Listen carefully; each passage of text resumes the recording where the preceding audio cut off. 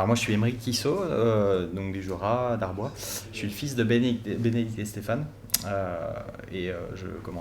J'ai donc grandi un petit peu dans le domaine et maintenant j'ai lancé ma brasserie aussi en parallèle du domaine qui est basée à Besançon.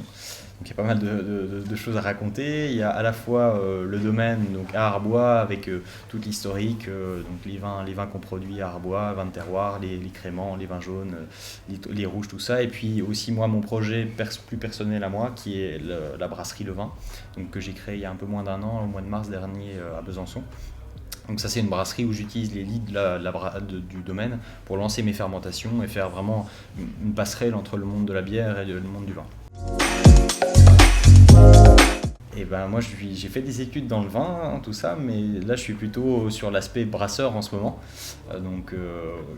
Après, mis à part l'étape de brassage, je fais des bières un petit peu comme je fais du vin, c'est-à-dire que c'est des bières fermentées en tonneaux, c'est des bières qui sont fermentées dans des caves voûtées, avec des assemblages, tout ça. Donc on est sur des types de bières vraiment où j'ai récupéré un petit peu plein de choses, de différents process, que ce soit dans le vin, dans les vins du Jura, dans les vins néo-zélandais, où je suis allé en Espagne, un petit peu à droite à gauche pour créer mon process. Et donc c'est un mélange un petit peu de tout ça. Alors nous au domaine on travaillait en bio depuis 99, depuis certifié biodynamie depuis 2004, donc c'était mon père a été un des premiers à instiguer ça dans la vigne en tout cas, dans le Jura. Et puis voilà, après mes parents ont vraiment continué sur ce mode-là de travail. On travaille beaucoup en parcellaire. Donc dans le Jura, on a la chance d'avoir énormément de types de terroirs différents, de types de sols différents, que ce soit des argiles, des marnes du Trias, des marnes du Lias, feuilletés, non feuilletés, enfin il y a beaucoup de types différents de sols, et donc le but c'est vraiment de mettre en avant tous ces sols-là, tous ces différents types de sols, à travers tous les vins qu'on fait, que ce soit via le cépage ou via les chardonnays de terroir, les vins jaunes de terroir, tout ça. Alors la date de vendange, c'est gustatif avant tout. Après, bien sûr, en fonction des terroirs, nous on a quasiment 35-40 parcelles différentes, donc on connaît un petit peu l'ordre des parcelles historiquement, voilà, parce que c'est des parcelles qu'on travaille pour certaines depuis 50 ans, donc on connaît l'ordre des parcelles. Après, il y a maturité phénolique, maturité technologique, beaucoup de choses qui interviennent, mais voilà, pour rester un petit peu global, c'est le taux de sucre et puis le cépage qui vont vraiment donner des caractéristiques, les informations principales. Okay. Alors la vinification dans le Jura, il y a beaucoup de diversité, que ce soit sur les vins jaunes ou c'est des vins oxydatifs. Les créments, on a des prises de mousse vraiment type champenoise. Les vins blancs plus typiques bourguignons. Les vins rouges avec des macérations typiquement jurassiennes en foudre par exemple. Sur le Poulsard, le Trousseau, où c'est des macérations longues en foudre. Donc il y a énormément de choses qui sont pratiquées. Après, le but c'est vraiment d'exprimer au maximum le terroir, en tout cas sur les blancs au maximum, et les rouges d'aller sur des vinifications un petit peu moins interventionnistes, moins de soufre, voire pas du tout sur certaines cuvées, avec des vins qui vont vraiment exprimer le fruit qu'on a dans le Jura, avec aussi l'acidité qui s'accommode bien avec tout ça. Toujours la même chose, on travaille énormément avec le bois. Il n'y a pas du tout d'élevage en cuve inox, c'est 100% élevage en bois. Après on adapte la taille du contenant par rapport au cépage.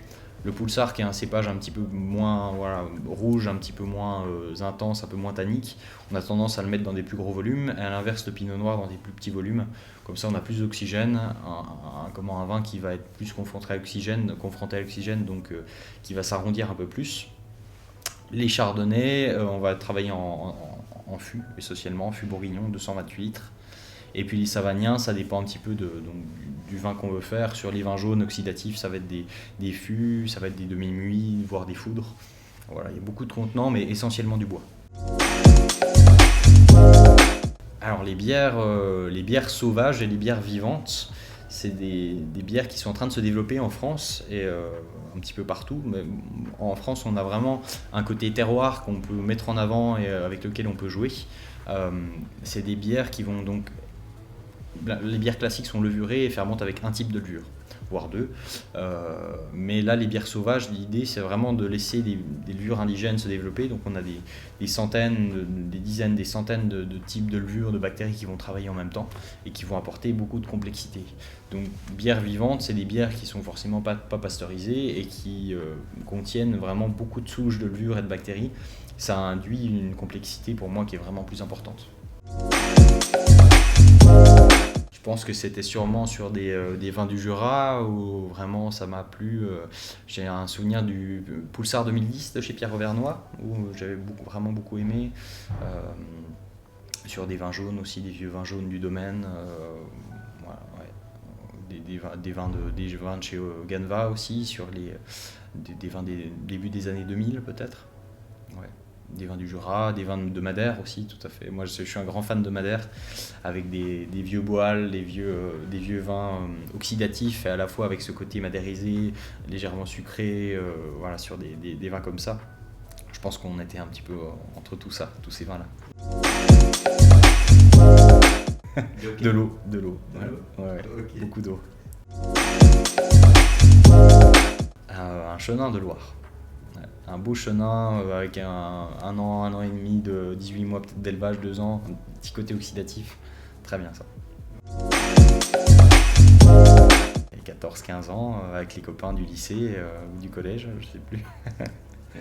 Pas forcément très qualitative en termes de boisson, mais bon.